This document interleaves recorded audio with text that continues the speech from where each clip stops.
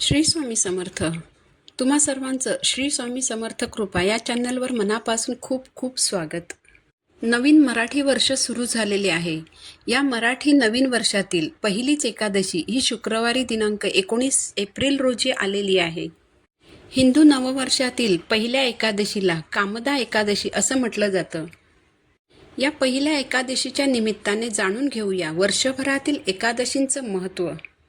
तर आजच्या व्हिडिओमध्ये आपण वर्षभरात येणाऱ्या सर्व एकादशींचं महत्त्व जाणून घेणार आहोत. तत्पूर्वी तुम्ही अजूनही माझ्या चॅनलला सबस्क्राईब केलेलं नसेल तर चॅनलला सबस्क्राईब जरूर करा. एका महिन्यात 2 एकादशी येत असतात, तर एका वर्षभरात 24 एकादशी येतात. प्रत्येक एकादशीचं वैशिष्ट्य हे वेगळं आणि त्या एकादशीचं फळही वेगळं असतं. हिंदू धर्मशास्त्रात एकादशी या तिथीला अतिशय महत्त्व आहे.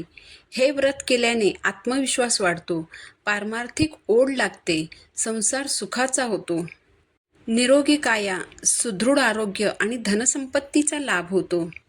ईश्वरासमीप नेणारे हे व्रत अतिशय फलदायी आहे. म्हणून दर महिन्यात 2 एकादशी येतात. या एकादशींचं पालन करणाऱ्यांना भगवान विष्णूंचा आशीर्वाद प्राप्त होतो. वर्षभरातील प्रत्येक एकादशीला महत्त्व आहे. ते महत्त्व काय आहे हे आता आपण जाणून घेऊया. हिंदू नववर्षातील पहिला महिना आहे तो म्हणजे चैत्र. चैत्र महिन्यात कामदा आणि वरुथिनी एकादशी येते. कामदा एकादशीचं व्रत केल्यामुळे राक्षस योनीतून सुटका मिळते आणि वरुथिनी एकादशीच्या व्रताने सर्व कार्यसिद्धी प्राप्त होते. वैशाख महिन्यात मोहिनी एकादशी आणि अपरा एकादशी येतात. मोहिनी एकादशीचं व्रत केल्याने विवाहाचा योग जुळून येतो आणि या एकादशीमुळे सुख, शांती आणि समाधान प्राप्त होते. तसेच या एकादशीच्या व्रतामुळे मोहमायेतून सुटका होते. अपरा एकादशीचं व्रत केल्यामुळे शाप आणि सर्व पापांमधून मुक्तता मिळते. ज्येष्ठ महिन्यात ज्या एकादशी येतात त्यांना निर्जला एकादशी आणि योगिनी एकादशी म्हणतात. निर्जला एकादशीच्या व्रतामध्ये अन्नग्रहण तर केलं जातच नाही, तर पाणीही न पिता हे व्रत केलं जातं. हे व्रत केल्यामुळे सर्व प्रकारच्या सुखांची प्राप्ती होते. तसंच योगिनी एकादशीच्या व्रतामुळे कौटुंबिक सुख मिळतं. आषाढ महिन्यात देवशयनी एकादशी आणि कामिका एकादशी येतात. देवशयनी एकादशीला अर्थात आषाढी एकादशीला वारीचे व्रत अंगीकारले जाते. वारी हा आयुष्याला समृद्ध करणारा अनुभव असतो. तो आयुष्यात प्रत्येकाने एकदा तरी घ्यायलाच हवा. कामिका एकादशीचं व्रत केल्यामुळे व्यक्तीला पुढील जन्म कुयोनीत मिळत नाही, अर्थात त्याचा जन्म वाईट कुळात होत नाही.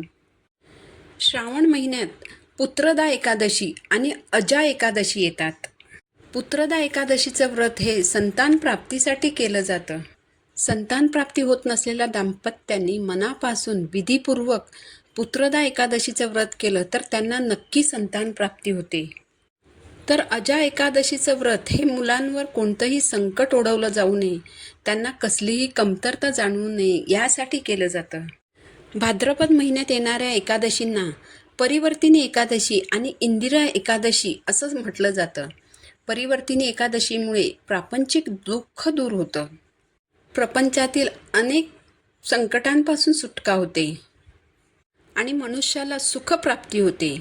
इंदिरा एकादशीमुळे पितरांना मोक्ष मिळून स्वर्गप्राप्ती होते. अश्विन महिन्यात पापांकुशा एकादशी आणि रमा एकादशी येतात. पापांकुशा एकादशीमुळे सर्व प्रकारच्या पापातून मुक्ती मिळून घरात सुख समृद्धी येते, घरात भरभराट होते. तर रमा एकादशीमुळे सुख, ऐश्वर्य आणि वैभव यांची प्राप्ती होते. कार्तिक महिन्यात प्रबोधिनी अर्थात देवउठणी एकादशी तसेच उत्पत्ती एकादशी येते. कार्तिकी एकादशी केली असता भाग्य जागृत होते. या दिवशी तुळशीचा विवाह लावून दिला जातो. उत्पत्ती एकादशीच्या दिवशी एकादशी मातेचा जन्म झाला होता. देवी एकादशीच्या उत्पत्तीचा हा दिवस असल्याने तिला उत्पत्ती एकादशी असं म्हणतात. हे व्रत केल्याने व्यक्तीच्या जीवनात सुख, शांती, समृद्धी येते. मार्गशीर्ष महिन्यात येणाऱ्या एकादशींना मोक्षदा एकादशी आणि सफला एकादशी असं म्हणतात. मोक्षदा एकादशीचं व्रत केल्याने व्यक्तीच्या जीवनातील पाप नष्ट होऊन त्याला मोक्ष प्राप्त होतो. तर सफला एकादशी ही यश देणारी एकादशी असते. पौष महिन्यात येणाऱ्या एकादशींना पुत्रदा एकादशी आणि षष्ठीला एकादशी असं म्हटलं जातं. पुत्रप्राप्तीसाठी पुत्रदा एकादशीचं व्रत केलं जातं आणि गरिबी, दारिद्र्य, दुर्भाग्यातून सुटका व्हावी यासाठी षष्ठीला एकादशीचं व्रत केलं जातं. माघ महिन्यात जया एकादशी आणि विजया एकादशी येतात. जया एकादशीच्या व्रतामुळे सद्भाग्य प्राप्ती प्राप्त होते, तर विजया एकादशीचं व्रत केल्यामुळे व्यक्तीला शत्रूवर मात करण्याचं बळ प्राप्त होतं.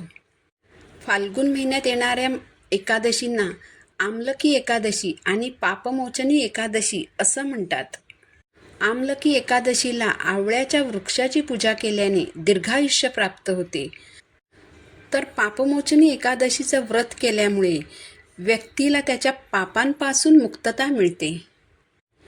ज्या वर्षी अधिक मास येतो त्या महिन्यात पद्मिनी एकादशीची भर पडते.